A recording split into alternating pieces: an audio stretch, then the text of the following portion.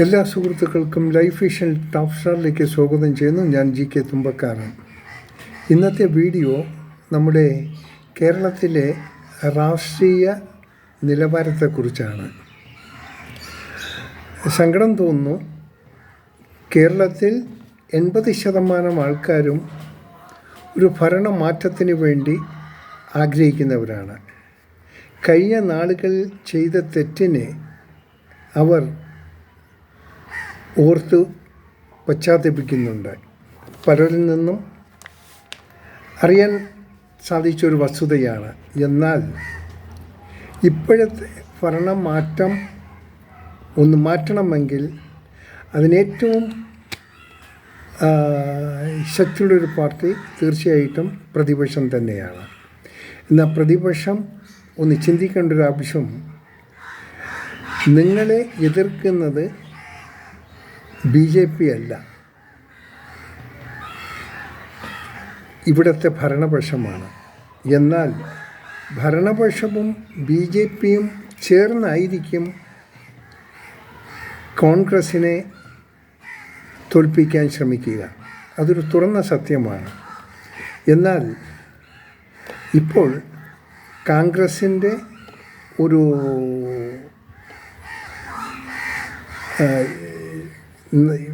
ഒരു പ്രധാന ഘടകം ഈ മുൻകാലങ്ങളിലുള്ള ഈ തമ്മിത്തല്ലാണ്. നിങ്ങൾ 100% അത് നിർത്തേണ്ട ഒരു സമയമാണ്.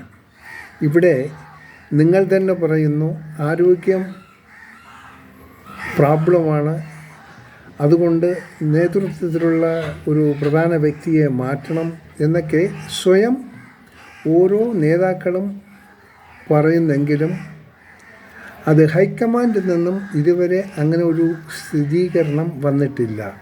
ഇനി അങ്ങനൊരു സ്ഥിരീകരണം വന്നു ഒരു മാറ്റത്തിലുണ്ടെങ്കിലും മാറ്റമാണ് ആഗ്രഹിക്കുന്നെങ്കിൽ അത് കോൺഗ്രസിൻ്റെ അവസാനമെന്ന് കാണുക. അത് യാതൊരു ഡൗട്ടുമില്ല. എന്തർത്ഥത്തിലാണെന്നറിയും. ഇപ്പോൾ ഇവിടെ നേരിട്ട്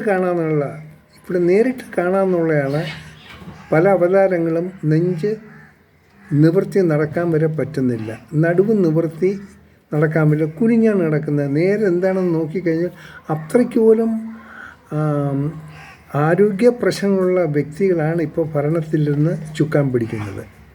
അത് കാണുമ്പോൾ ഇപ്പോൾ കോൺഗ്രസ് തന്നെ ആരോഗ്യ മാറ്റം മാറും എന്നൊക്കെ പറയുന്നുണ്ടെങ്കിൽ അവരൊന്ന് തിരിച്ചു നോക്കണം. ഇവിടെ പ്രായമല്ല പ്രശ്നം, ഇവിടെ പ്രശ്നം മനസ്സാണ്. സോ എനിക്ക് പറയാനുള്ളത്, ഈ പഴയ കുറച്ച് നേതാക്കന്മാർ അവരിന്നും ഉറക്കം നടിക്കുകയാണ്. എന്താണ് അവരുടെ എയിംസ് എന്നറിയാൻ പറ്റില്ല.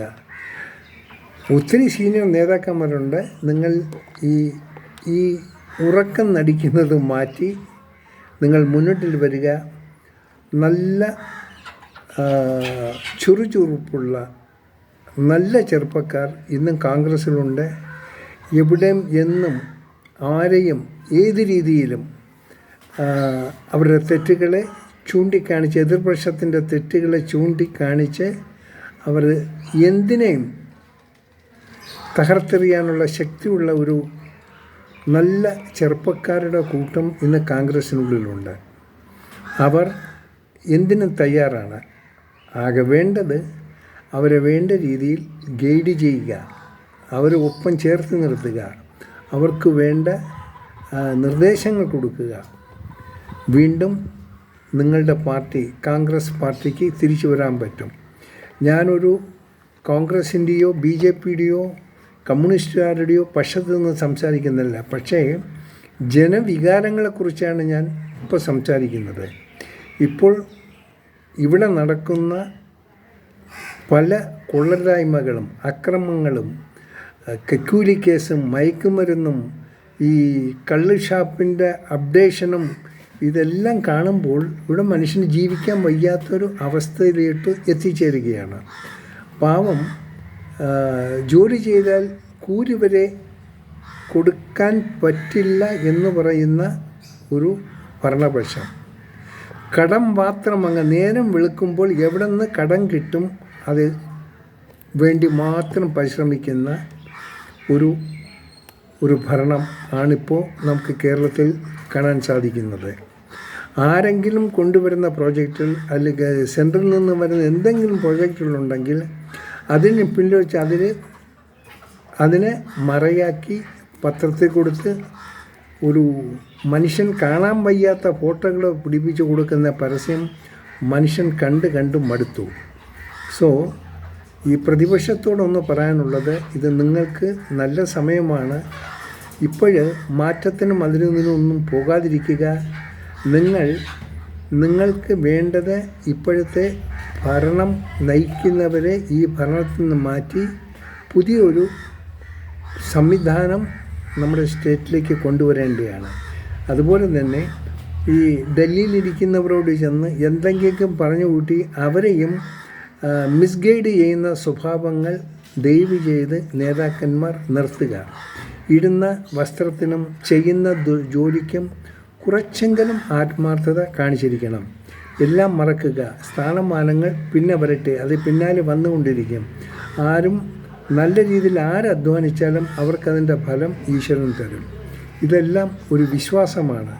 സോ ദയവ് ചെയ്ത് ഏതൊരു വ്യക്തികളും എല്ലാവരോടും പറയാനുള്ള, ഈ പ്രതിപക്ഷത്തെ വിശ്വസിക്കുന്ന ആൾക്കാരോട് നിങ്ങൾ ധൈര്യമായി നിങ്ങളുടെ എല്ലാ ബുദ്ധിമുട്ടുകളും മറന്ന് ഒന്നായി പരിശ്രമിച്ച് ഈ മനുഷ്യൻ ആകെ മടുത്ത ഈ ഭരണത്തെ മാറ്റി നല്ലൊരു ഭരണം കാഴ്ചവെക്കാൻ പ്രതിപക്ഷം ശ്രമിക്കുക.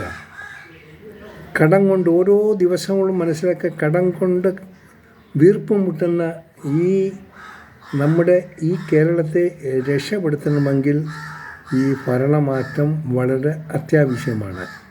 സോ പ്രധാനപ്പെട്ട പഴയ നേതാക്കന്മാരോട്, പ്രത്യേകിച്ച് എ കെ ആൻ്റണി, മുല്ലപ്പള്ളി, എം ഹസൻ, അങ്ങ് പോകുന്ന നിരകൾ പറയാൻ ഒത്തിരി ഇതുണ്ട്.